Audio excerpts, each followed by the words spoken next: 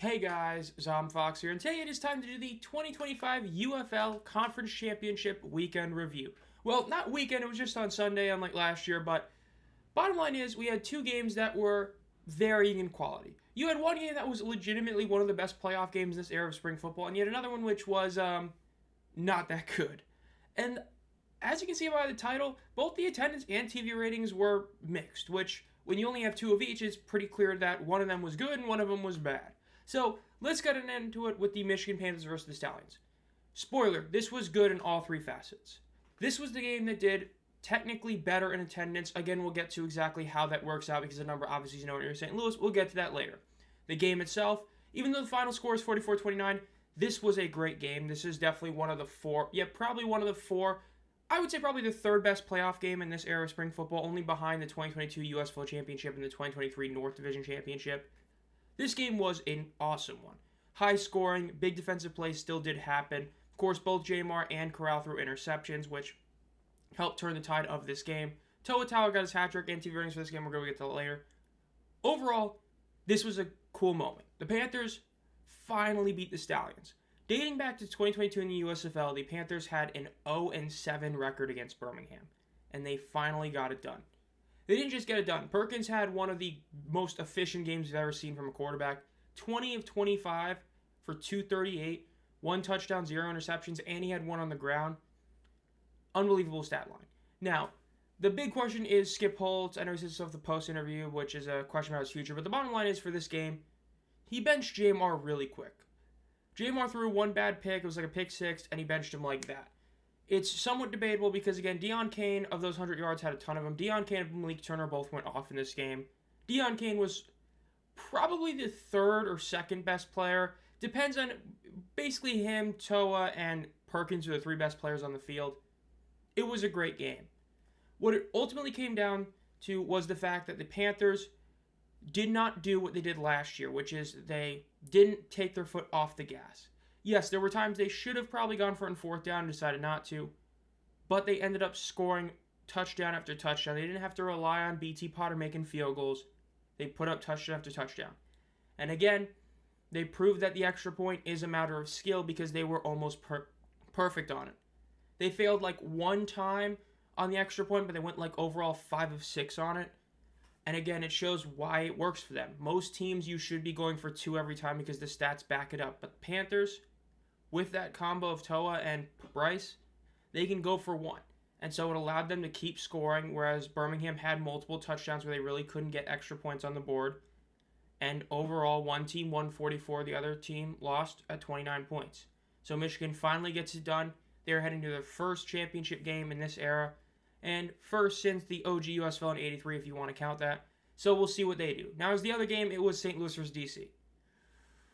Not as good on all three fronts. Again, we'll get to exactly how attendance is worse later, but this game was not great. This one wasn't the worst playoff game in history, but I said that the other one is like top 4, probably third best. This one's probably bottom 3. This was very similar to the first Breakers-Stallions playoff game where it was just a curb stomping in a lot of ways, where yes, St. Louis at a little bit of point in time kept it somewhat close. What this comes down to is the question that now Becht has a looming: should he be the head coach around him? Some people say that there's no reason to get rid of him, but again, it's Mike McCarthy and the Cowboys, right? Mike McCarthy kept getting him 12-win seasons, but they kept getting bounced in the first round of the playoffs. Is that good or bad? Anthony Becht, if you date back to 2023 with the XFL, essentially a playoff game in Week 9 against the Dragons at home, they got crushed. Last year against the Brahmas, final score doesn't indicate it. They got crushed in that game. This year, they got crushed all at home. But they still obviously are winning regular season games, as they've never had a season where they've, had less than 7 wins. So, questionable there. As for his coaching, he kept Max Duggan in way too long. What ended up happening is Duggan looked terrible. They needed to bench him almost immediately. Instead, they waited way too long to put in Silvers. Then Silvers in his 2 drives he played looked significantly better than Duggan. And then he went down with an injury, and that went all the hope for the Battlehawks. Duggan just wasn't good. Look, people can blame other things. There was one pass where I know a guy had both hands on it, but it was one where he literally was jumping and reaching above his head and still barely got it. That was on Duggan just as much as it was on the receiver, of course. It's like the McLennan rocket balls within 4 yards of him. It's on both. Yes, it hits your hands, but there's no way McLennan should be throwing it that hard, that close. Very similar. It was a rough throw by Duggan. It still hit his hands. Even with that, it still wasn't a good day for Duggan. He also pulled, again, similar to the Cowboys, kind of a Dak Prescott in the end of the game. Those 106 yards, like 70 of them were in pure garbage time, and so was his rushing touchdown. He looked terrible in that game. Let's call it like it is. The decision to get rid of A.J. McCarron because they wanted a dual-threat quarterback did completely backfire in St. Louis. This game proved it. Even if you had Manny Wilkins healthy, they probably wouldn't win. At the end of the day, if you're the Battlehawks, I think the only guy that you can really justifiably bring back is Silvers, and you could also bring back Cordero because you barely saw him. I wouldn't bring back Manny or Duggan. It just, I don't think it's going to work. As for Te'amu, this wasn't a great game by him, by his season standards. Why? Well, the defenders basically played the opposite of what they've done all season. What have been the two biggest issues for DC this season? A terrible defense and a terrible ground game. What was good this game? The ground game and the defense. What was actually kind of mediocre was the passing attack. This stat line from Te'amu is not normal. Averaging just about 10 yards of completion, just a little bit more, that's not what you expected from him. Again, he still did throw his one patented awful interception. I mean, it was a bad one. But he still didn't really have to do that much. And now it opens a huge question against Michigan, because this team was able to use things that didn't work at all during the season, which again is your defense playing well, and of course your ground game doing good. Now, the big question is, was that defense playing good because they were actually playing good, or was it because Max Duggan was that bad? On the other side, the ground attack, I think that's more so the ground attack actually was good because St. Louis' defense is a really solid unit. Big question. Bottom line is, though, it was a blowout. It was a rough game. DC easily won this one. So it's DC versus Michigan in the 2025 UFL Championship game, which we'll be doing a live play-by-play starting at 7:45 because I believe the game's at 8. So be looking for that. Now, attendance. Birmingham had 10,928. St. Louis had 27,589. So yes, in terms of the pure numbers, St. Louis is better. But as we've always talked about, the way to judge attendance is the expected versus what happened. Birmingham won this week. Birmingham actually broke their season record for attendance, not by a ton. I know there was like ticket deals, but so was in week 10, blah, blah. They still did break their attendance record this season by about 600, like a little bit less than that. And they were better than last year by over 600. Whereas St. Louis, not only did they have their second to worst game of the entire season, which again, that's despite having the season ticket game and the Blues playoff game, it was their second worst number of the year, and the fact that it is almost 3,000 less than the conference finals last year. Here's the biggest issue for St. Louis and why this is a truly bad number for St. Louis. As I mentioned before, this one is the first truly bad St. Louis number all year. Why? Date back to last year. Remember how we all knew the USFL game was going to be in Birmingham? The XFL game we did not know till week 10 was over. San Antonio could have hosted.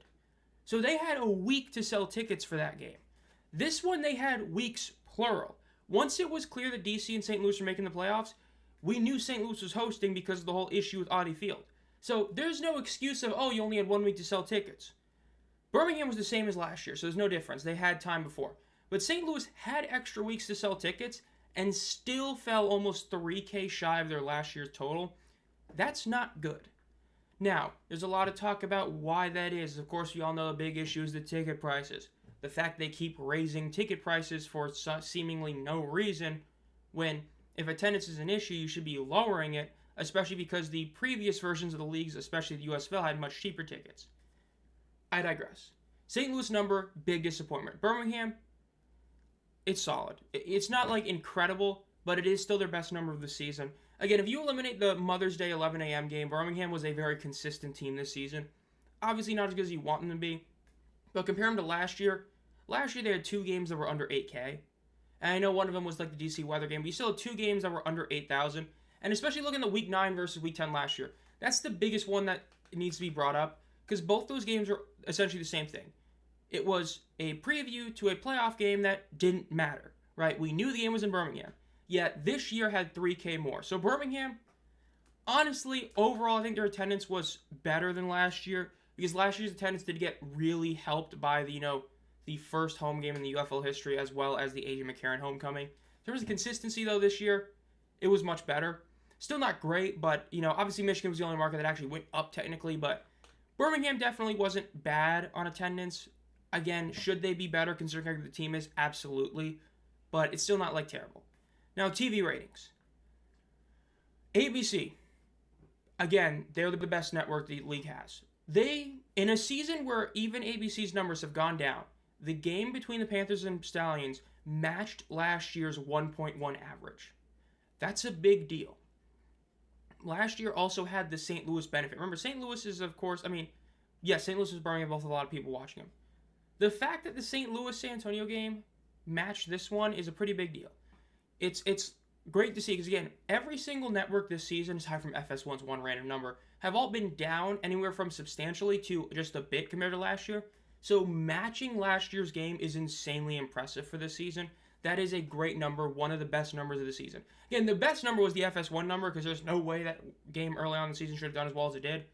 This was a close second. Now, the Fox game. Yes, there's two big things to note about it. Number one, yes, the NBA Finals would start very shortly after this game started because even though it technically says 6, game didn't really start till like 6:20. Bottom line is, it wasn't incredible because it peaked and then the NBA started and it hurt it. Now, the other thing that hurt the game, obviously, was the fact that it was a terrible game. Again, it's one of the probably 3 worst playoff games in this era of spring football. So those both hurt it. Now, at the same token, when you think of St. Louis versus DC, you think of the FS1 game, did really well this season. You think of the Week 10 Friday Night Football game, one of the better Friday Night Football games of the season. It was a pretty good bounce back. See this one be this disappointing? It is disappointing because the NBA Finals game, for how many people watched it, it was one of the least watched Finals games in a long time. Again, people just don't really care about OKC versus Indiana because obviously no New York, LA kind of team. Bottom line is, it's a disappointment. Last year's game on Fox had almost 1.3 million.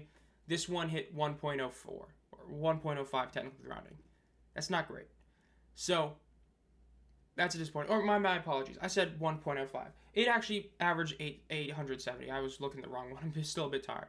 So it averaged 870,000. So, you're talking about a 400,000 decrease. That's a bad number.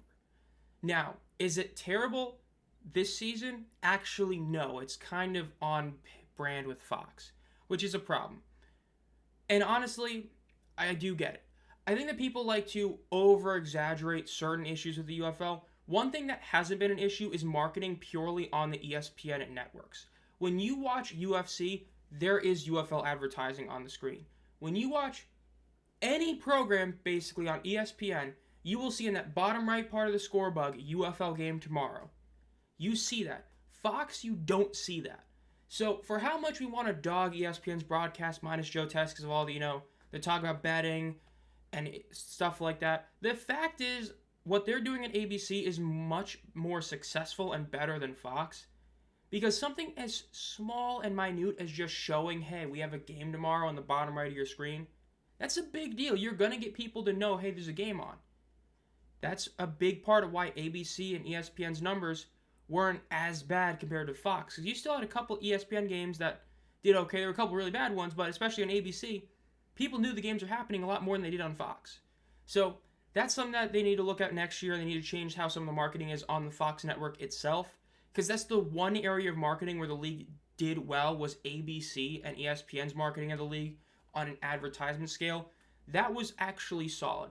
Everything else, marketing's been terrible, but on that specific area, it's been solid, and we see that proof here with the TV ratings matching last year's game on ABC, and Fox is going down by about, legitimately 25%. But overall, that'll do it. This has been Zom Fox. If you enjoyed this video, make sure to subscribe and hit the bell. Again, I know we're at the end of the season pretty much. Again, I'm live streaming the championship game. My power rankings video for the, playoffs or the postseason power rankings, I guess, next Monday. I'm still planning to do a minimum of 2 videos a week, just like I did last offseason. During the NFL, we'll probably stream a game or two, probably 2 games a month, something like that. Be looking for all of that. Again, trying to hit 1250 by the end of the season. I know it's odds are we're not going to get that, but still wild how much we've grown this season. Again, I hope you all enjoyed this video, and have a great night.